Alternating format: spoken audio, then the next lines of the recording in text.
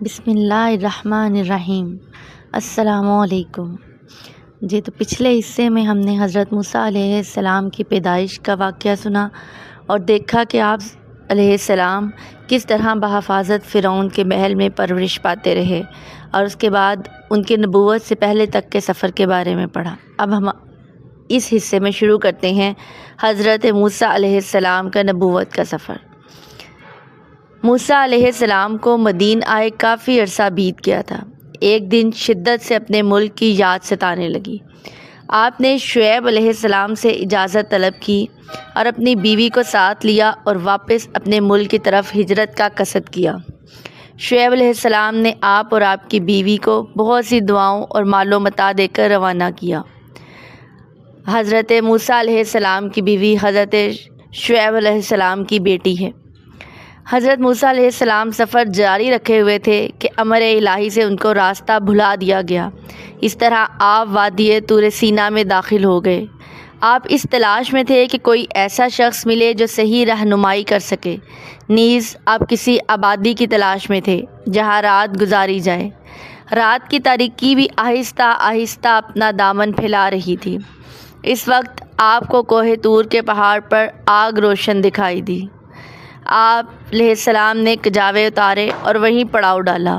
اپنی بیوی کو وہیں ٹھہرنے کا حکم دیا اور کہا، میں جا کر دیکھتا ہوں آگ کا الاؤ روشن معلوم ہوتا ہے، تمہارے لیے کچھ آگ لے آؤں تاکہ رات کی سردی ہمیں نہ ستائے۔ یہ کہہ کر آپ علیہ السلام اس آگ کی جانب چل دیے۔ حضرت موسیٰ علیہ السلام تیز تیز قدموں کے ساتھ آگ کی جانب جا رہے تھے کہ آپ کوہ طور پر پہنچ گئے۔ اچانک آپ کو ایک درخت سے آواز آئی، اے موسیٰ، بے شک میں ہی ہوں اللہ جو رب العالمین ہوں۔ حضرت موسیٰ علیہ السلام نے جیسے ہی یہ آواز سنی تو آپ فوراً رک گئے اور خوفزدہ ہو گئے۔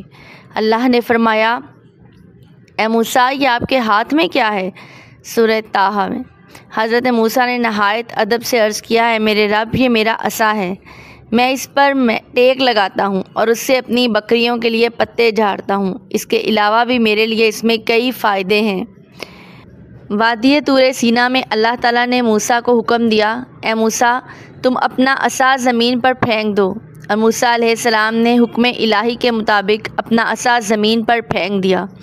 موسیٰ علیہ السلام کی عصا پھینکتے ہی عصا سانپ میں تبدیل ہو گیا اور موسیٰ کے دیکھتے دیکھتے وہ سانپ ایک بہت بڑا اژدہا بن گیا۔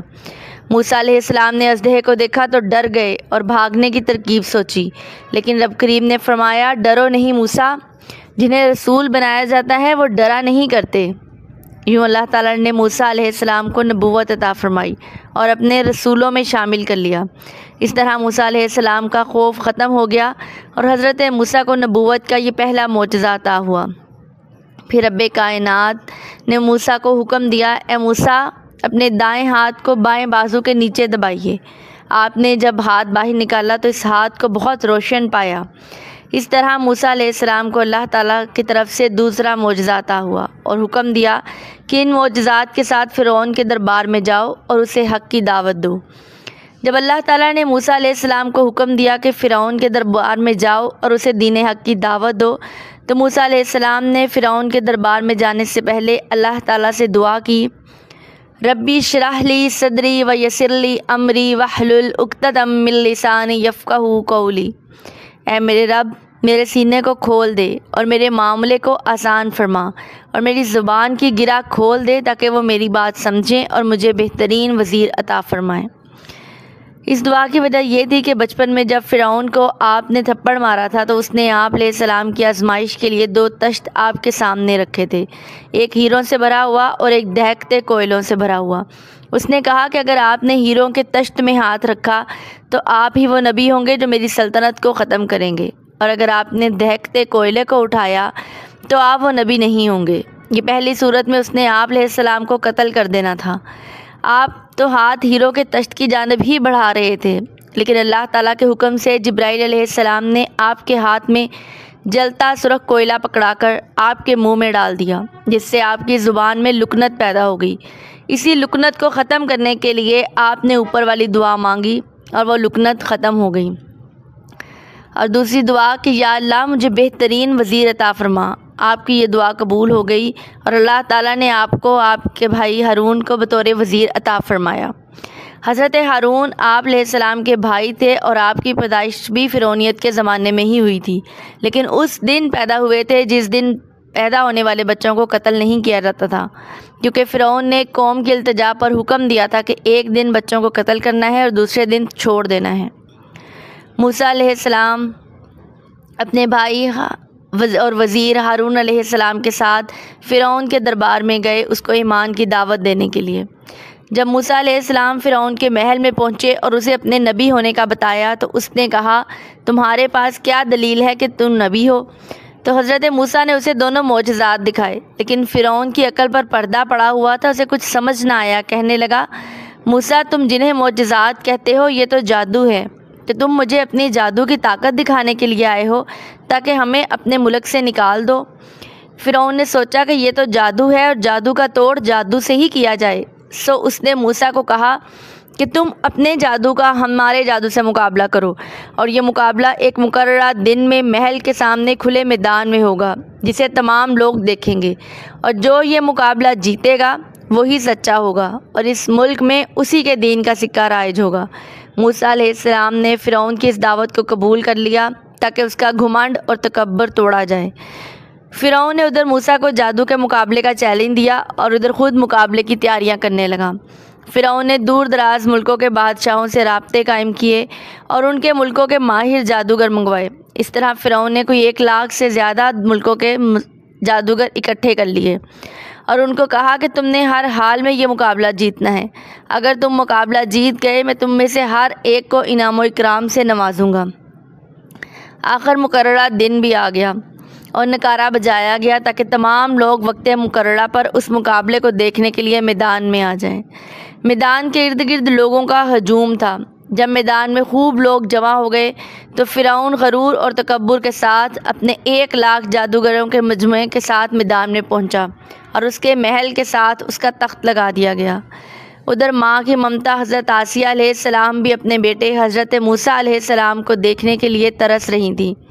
وہ بھی محل کی ایک کھڑکی میں کھڑی ہجوم پر نگاہیں دوڑا رہی تھیں تاکہ اپنے بیٹے کا دیدار کر سکیں، اور دل ہی دل میں دعا گو تھیں، الہی میرے بیٹے موسیٰ علیہ السلام کو فاتح بنانا، اگر وہ ہار گئے تو ظالم فرعون انہیں قتل کر دے گا۔ موسیٰ علیہ السلام بھی حسب وعدہ میدان میں تشریف لائے۔ مقابلے کا آغاز بڑی دھوم دھام سے کیا گیا۔ جادوگروں نے عذر و ادب موسیٰ علیہ السلام سے عرض کیا، آپ مقابلے کا آغاز کریں۔ موسیٰ علیہ السلام نے انہیں آغاز کرنے کا حکم دیا۔ جادوگروں نے اپنی اپنی رسیاں میدان میں پھینکیں اور اپنے جادو پڑھنے لگے۔ لوگوں کی نگاہوں کے سامنے وہ رسیاں سانپوں میں بدل گئیں اور سانپ ادھر ادھر بھاگنے لگے۔ لوگوں کے ہجوم میں ایک کوہرام مچ گیا۔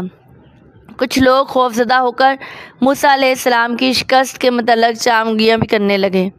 پھر حضرت موسیٰ علیہ السلام نے اپنے رب عز و جل کا نام لے کر اپنا عصا میدان میں پھینکا۔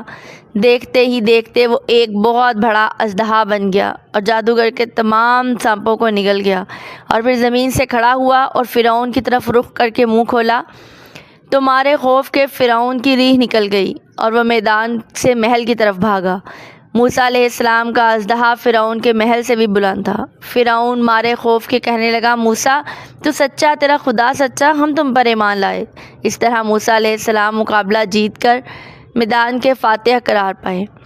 مقابلے کے میدان میں جب جادوگروں نے یہ سارا معاملہ دیکھا تو وہ جان گئے کہ یہ کوئی عام جادو نہیں بلکہ یہ اللہ کا سچا نبی ہے۔ تمام کے تمام جادوگر سجدے میں گر گئے اور کہنے لگے، اے موسیٰ، ہم آپ کے خدا پر ایمان لائے۔ اس طرح وہ 1,00,000 جادوگر مسلمان ہو گئے۔ فرعون نے یہ دیکھا تو بہانے تراشنے لگا اور کہنے لگا، اے جادوگروں، میں جان گیا موسیٰ تمہارا استاد ہے اور تم نے موسیٰ ہی سے یہ فن سیکھا ہے۔ چونکہ تم نے میرے ساتھ کیا وعدہ توڑ دیا ہے، میں تمہیں ضرور سزا دے دوں گا۔ کہنے لگا، سورہ طٰہٰ میں ہے کہ میں کٹوا دوں گا تمہارے ہاتھ اور تمہارے پاؤں مختلف طرفوں سے، اور پھر تمہارے کھجور کے تنوں پر سولی دے دوں گا۔ مگر جادوگروں نے اس کے جواب میں برہملا یہ اعلان کیا، یقیناً ہم ایمان لائے ہیں اپنے رب پر تاکہ وہ بخش دے ہمارے لیے ہمارے گناہوں کو اور اس قصور کو بھی جس پر تم نے مجبور کیا تھا، اور اللہ تعالیٰ ہی سب سے بہتر ہے اور ہمیشہ رہنے والا ہے۔ اس طرح وہ جادوگر جو دن میں ایمان لائے تھے رات کو شہید کر دیے گئے۔ موسیٰ علیہ السلام سے محبت کرنے والی ماں فرعون کی بیوی آسیہ کو بھی یہ سعادت حاصل ہوئی کہ بچپن میں تقریباً 12 سال تک آپ کی پرورش کی اور ایک ماں کی طرح ہی آپ سے بہت پیار کرتی تھی۔ ان کی اپنی اولاد نہیں تھی، مقابلے والے دن محل کی کھڑکی سے معاملہ دیکھ رہی تھیں۔ ماں ہونے کے ناطے محبت تو پہلے ہی بہت تھی اور بلا دلیل موسیٰ علیہ السلام کو نبی بھی مانتی تھی، لیکن مقابلے کے دن کی صورتحال دیکھ کر رہا نہ گیا، بیٹے کی جدائی برداشت نہ کر سکی اور موسیٰ علیہ السلام پر ایمان لے آئیں اور ظالم بادشاہ کے سامنے اقرار بھی کر لیا۔ اس طرح فرعون نے آپ کو بھی قتل کر دیا اور حضرت آسیہ نے بھی جام شہادت نوش کیا، لیکن فرعون نے آپ کو تپتی ریت اور کوئلوں پر لیٹنے کی سزا دی، سر میں کیل بھی ٹھونکے۔ اتنی اذیتوں میں آپ کو شہادت نصیب ہوئی۔ میدان مقابلہ کی فتح حاصل کرنے کی وجہ سے بنی اسرائیل کے بہت سے لوگ آپ پر ایمان لے آئے اور آپ علیہ السلام کا حلقہ ارادت وسیع در ہوتا چلا گیا۔ لوگ جوک در جوک موسیٰ کے حواریوں میں اپنا نام لکھواتے چلے جا رہے تھے۔ ادھر فرعون کا غضب بھی بڑھتا جا رہا تھا۔ اسے جیسے جیسے خبریں ملی کہ موسیٰ علیہ السلام کا حلقہ ارادت وسیع ہوتا جا رہا ہے، اس نے آپ پر اور آپ کے حواریوں پر ظلم و ستم شروع کر دیا۔ ایک دن موسیٰ علیہ السلام نے لوگوں کو بھلائی اور فرعون کے ظلم و ستم کی خوشخبری سنائی۔ اللہ سے مدد طلب کرو اور صبر استقامت سے کام لو۔ بے شک اللہ جس کو چاہتا ہے اس کو اپنی زمین کا وارث بناتا ہے، مگر اپنے بندوں میں سے بناتا ہے اور پرہیزگاروں کے لیے بہترین انجام ہے۔ سورۃ الاعراف۔ فرعون نے اپنے وزیر و مشیروں کو دربار میں بلایا اور ان سے موسیٰ کو سزا دینے کے بارے میں مشورہ طلب کیا۔ ہر آدمی نے اپنی سوچ کے مطابق مشورہ دیا، لیکن فرعون نے کہا کہ موسیٰ کو قتل کر دیا جائے تاکہ یہ آدمی ہماری سلطنت اور بادشاہت کے نظام کو مزید خراب نہ کرے۔ مگر اس وقت دربار میں ایک ایسا شخص بھی موجود تھا جس کا دل دولت ایمان سے لبریز ہو چکا تھا۔ اس نے فرعون اور اس کے حواریوں سے کہا، کیا تم ایک شخص کو صرف اس وجہ سے قتل کرنا چاہتے ہو کہ وہ کہتا ہے میرا پروردگار اللہ ہے، حالانکہ وہ تمہارے پاس تمہارے رب کی طرف سے دلائل لے کر آیا ہے؟ اگر وہ حقیقتاً جھوٹا ہے تو اس کے جھوٹ کی شامت اس پر ہوگی، اور اگر وہ سچا ہوا اور تم نے اسے کوئی تکلیف پہنچائی تو ضرور تمہیں عذاب پہنچے گا جس کا اس نے تم سے وعدہ کیا ہے۔ بے شک اللہ تعالیٰ حد سے بڑھنے والوں اور جھوٹ بولنے والوں کو ہدایت نہیں دیتا۔ سورۃ المومن۔ فرعون اور اس کے وزیر مشیر اتنی نشانیوں کے باوجود عقل کے اندھے بنے رہے اور انہوں نے آپ کو قتل کرنے کا پورا منصوبہ تیار کر لیا اور اس نیک شخص کی ایک بھی نہ سنی۔ یہی نہیں، موسیٰ علیہ السلام کی قوم بنی اسرائیل پر بھی مظالم کا اضافہ کر دیا۔ اس نوجوان کا نام یوشع بن نون تھا اور یہ آپ علیہ السلام کے بعد آپ کا نائب بنا اور خضر علیہ السلام کے ساتھ ملاقات کے لیے کیے جانے والے سفر میں آپ کا معاون و ہم سفر بھی بنا۔ سچ کہتے ہیں باادب با نصیب اور ادب والوں کو ہی ہدایت ملتی ہے، بے ادب بے نصیب ہوتے ہیں اور ہدایت